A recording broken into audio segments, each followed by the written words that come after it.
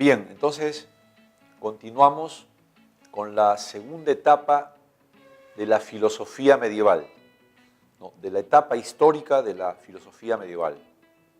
Como ya quedó dicho, la primera etapa es la patrística. Más bien, ya con el correr de los siglos, ¿no? Aparecieron nuevas condiciones, aparecieron nuevos hechos, hubieron nuevos avances y la Iglesia también tuvo que cambiar y tuvo que corregir algunos principios de su pensamiento. Entonces, no se olviden de marcar, ¿no? Y de determinar la existencia de esas dos grandes etapas.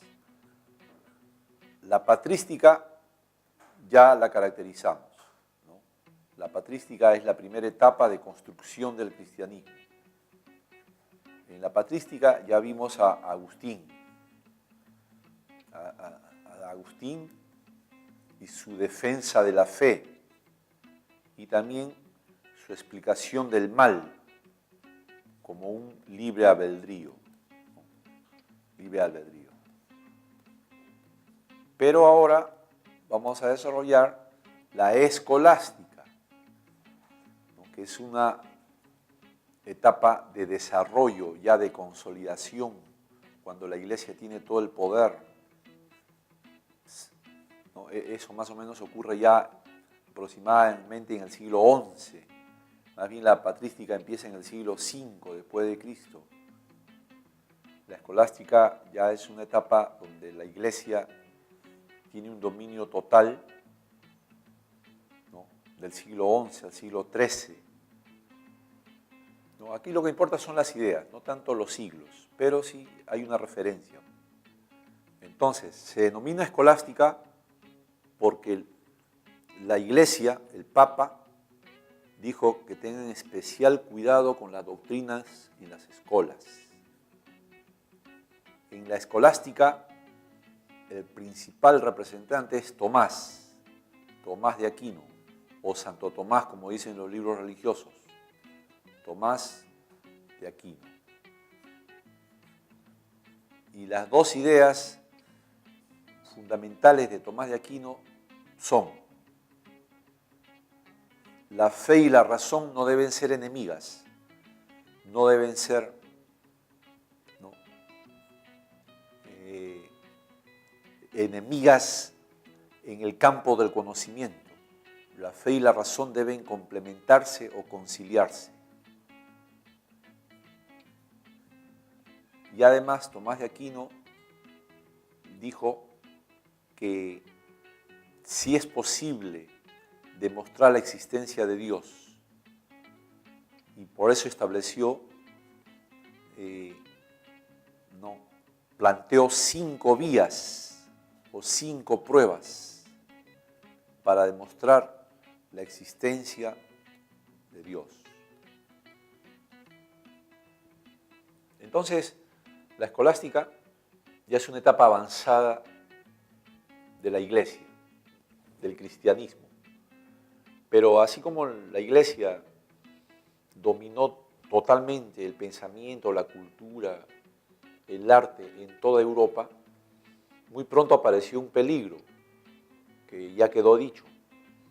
El mundo árabe empezó a expandirse, pero el mundo árabe tenía otra religión, la religión musulmana, ¿no? La religión mahometana. Pero esa religión mahometana era poderosa porque la habían combinado con la filosofía de Aristóteles. Entonces vinieron profetas musulmanes que conocían a Aristóteles, que tenía un gran poder explicativo. Y muchos jóvenes, muchas masas europeas se sintieron atraídos por esas sectas árabes. Querían convertirse a esas sectas árabes que vinieron con esas doctrinas, ¿no? Aristotélicas, si se puede decir también musulmanos, islámicas aristotélicas. Entonces, frente a eso, la Iglesia se puso en guardia. La Iglesia dijo: no, hay que impedir que esas religiones islámicas, ¿no? Lleguen a la cabeza de los jóvenes.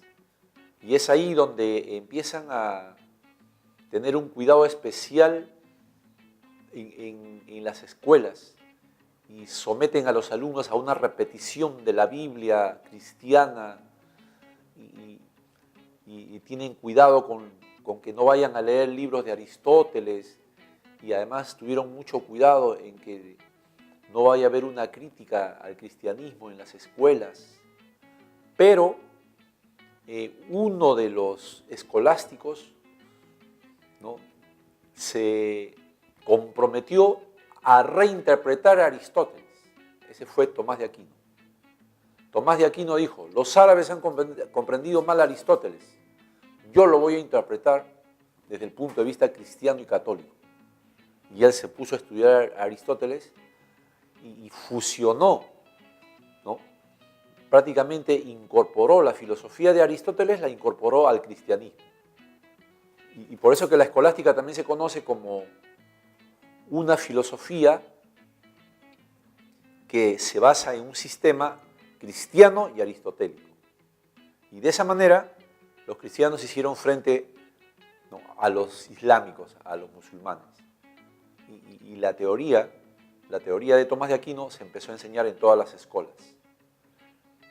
Y finalmente también, como ya hice un apunte ahí, ¿no?, Tomás de Aquino dijo, a diferencia de Agustín, la fe no puede ser enemiga de la razón. La fe y la razón tienen una validez. Son dos clases de conocimiento, cada uno tiene su valor. Porque ustedes saben que Agustín no le daba crédito a la razón. Agustín no le daba un valor a la razón, solamente a la fe. Pero Tomás dice, no, son dos formas de conocimiento, las dos valen. La razón, ¿no?, tiene sus verdades, está al servicio de la fe. Pero la fe, por supuesto, el hecho de que sean iguales no quiere decir que la fe se va a igualar a la razón. No, lo que pasa es que la fe te permite conocer cosas universales, porque para todo religioso la fe siempre será superior. Lo que hace Tomás es aceptar que la razón también descubre cosas, que la razón también tiene un valor. Por eso que a Tomás también se le dice realista, ¿no? Es un sacerdote, es un religioso realista, hasta cierto punto nada más. Realista moderado, porque acepta ciertas cosas en comparación con Agustín, que es totalmente espiritualista, que no acepta más que la fe. Entonces, además también Tomás de Aquino tuvo que ser así, ¿por qué? Porque él fusionó el cristianismo con la filosofía de Aristóteles, y Aristóteles es realista, entonces no pudo ser de otra manera. Tomás tuvo que ser realista pese a él, ¿no? A pesar de ser cristiano, tuvo que aceptar que hay cosas que realmente debemos aceptar. Y también, ¿no?, para mayor demostración, él dijo, porque Agustín ni lo hubiera pensado, pues. Tú le dices a Agustín, Padre San Agustín, ¿es posible demostrar la existencia de Dios? Agustín te hubiera rechazado, porque con la fe no hay que demostrar nada. La fe es otra clase de conocimiento. En cambio, Tomás de Aquino sí se atrevió a demostrar la existencia de Dios. Para eso planteó 5 pruebas o vías. Por ejemplo, Tomás dice, cuando tú ves el movimiento en el mundo, ¿quién creó ese movimiento? Tuvo que haber alguien que creó el primer movimiento. A eso le llamó el motor inmóvil, que fue una idea de Aristóteles también. Justamente el cristianismo, ¿no?, como es pura fe, a veces se apoya en las teorías de los griegos para darle fuerza a sus ideas.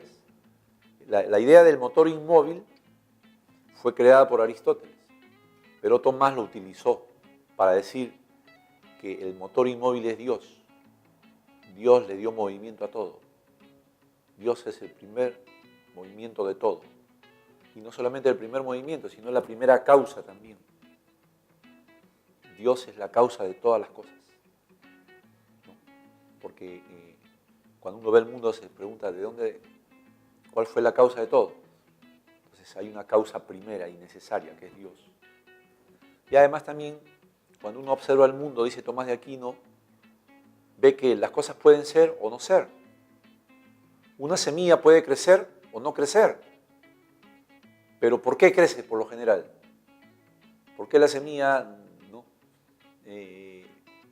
Porque el azar, la contingencia es así. Tú echas 1000 semillas a un campo de cultivo, ¿no? ¿Qué posibilidades hay de que esas semillas, las 1000, crezcan? Porque el azar es así. Es como en una lotería, tú puedes apostar 100 o 1000 boletos, a veces no te sale ninguno. Porque el azar es así. Nosotros hemos podido nacer o no nacer, pero hay alguien que dice, hay una fuerza que dice que las cosas tienen que nacer, tienen que ser. Ese es Dios. Dios es el que hace que todas las cosas necesariamente crezcan. Porque si no, en un momento dado, las cosas también pueden construirse como no pueden construirse. Y los astros igual. Hay un orden en el mundo, ¿no? Si no, las cosas irían... Si no existiera ese bien necesario, las cosas podrían ir a su destrucción también. Y las plantas, en lugar de crecer hacia la luz, crecerían hacia la oscuridad y morirían. Pero no, siempre crecen a la luz. Y esa es la prueba de la necesidad. Y también cuando uno observa el mundo, ve grados de perfección. Ve lo menos desarrollado, lo más desarrollado, lo primitivo, lo avanzado, lo superior. ¿Quién ha hecho todas esas gradaciones, esos grados de perfección? Alguien ha ordenado eso. Eso es Dios, según él. Finalmente también Tomás de Aquino dice, cuando observamos el mundo, ¿no? Vemos que todo tiene una finalidad. Todo está hecho para hacer un bien. Todo está hecho tiene una utilidad, ¿no? Por ejemplo, nuestro organismo tiene una serie de sistemas, de órganos. Todo órgano tiene una función para permitir nuestra vida. ¿Quién le ha dado la finalidad a todo eso? Dios. Y de esa manera Agustín cumple, ¿no? En su obra, la Suma Teológica, cumple con, ¿no? Las principales ideas del cristianismo. Más bien, para cerrar, en la escolástica, ¿no? Hay un representante más que se llama Guillermo de Ockham. Bien, entonces, Guillermo de Ockham representa el pensamiento final de la Edad Media, de la filosofía medieval. Sobre Guillermo de Ockham hay que dominar 3 ideas. Primero, Guillermo de Ockham hace una crítica a Tomás de Aquino. Es como decir, no estuvo de acuerdo con esa idea de que la fe y la razón, ¿no?, deben conciliarse, que la fe y la razón se complementan. A este cura, a este religioso o a este teólogo no le gustó nada esa idea. Ahora vamos a ver por qué. Entonces, él criticó ese atrevimiento de Tomás, porque creo que él dijo que eso ponía en peligro a la iglesia, porque la iglesia solamente se debe dedicar a la fe y solamente a la fe. Es como decir, Guillermo de Ockham es como un regreso a la pureza, es como un regreso a Agustín. Por eso es que también ya Guillermo de Ockham es representante del final de esta etapa que estamos estudiando. Inclusive él dejó bien señalado que la fe y la razón son 2 conocimientos muy distintos. que de ninguna manera pueden conciliarse, de ninguna manera pueden, ¿no?, tratar de complementarse ni nada por el estilo. Entonces fue un crítico acérrimo de Tomás, ¿no? Y, por supuesto, a Guillermo de Ockham se le conoce también como nominalista. ¿Por qué se le conoce como nominalista? Porque cuando el ser humano construye conceptos, él dijo, esos conceptos son simples voces, son simples nombres nada más. Esos universales o conceptos, los universales o conceptos son simples voces, no son una capacidad del hombre. Entonces Guillermo de Ockham cierra el pensamiento escolástico y también es el representante del fin del pensamiento, del fin del predominio del pensamiento medieval, del pensamiento cristiano. Él es un religioso, un teólogo que ve como un peligro a la razón, ve como un peligro a la filosofía, a la ciencia. Él dice, hay que dedicarnos a la fe nada más. La iglesia debe dedicarse a la fe y debe cortar todo diálogo con la filosofía, la ciencia, la razón. Y ese es el momento donde la iglesia ya se encierra en sus monasterios, se encierra en sus abadías, se encierra en sus catedrales, y ahí también ocurre el surgimiento ya del Renacimiento. La iglesia entonces como que se retira del campo de batalla, la iglesia ya se aparta y deja libre el campo para el florecimiento de las artes, la ciencia, la tecnología. Y ahí ya es el anuncio de la nueva etapa que vamos a hacer la próxima clase, que es la filosofía moderna. Entonces Guillermo de Ockham, ¿no?, es el símbolo del cierre del pensamiento cristiano, ¿no?, que regresa a la fe y ya no quiere, ¿no?, tratar o intentar de fusionar la razón y la fe. Y además, Ockham también propuso, ¿no?, que cuando nosotros elaboramos un discurso, cuando elaboramos argumentos o una teoría, digamos, hay que cortar, hay que abreviar, hay que eliminar la mayor cantidad de conceptos, palabras y proposiciones innecesarias.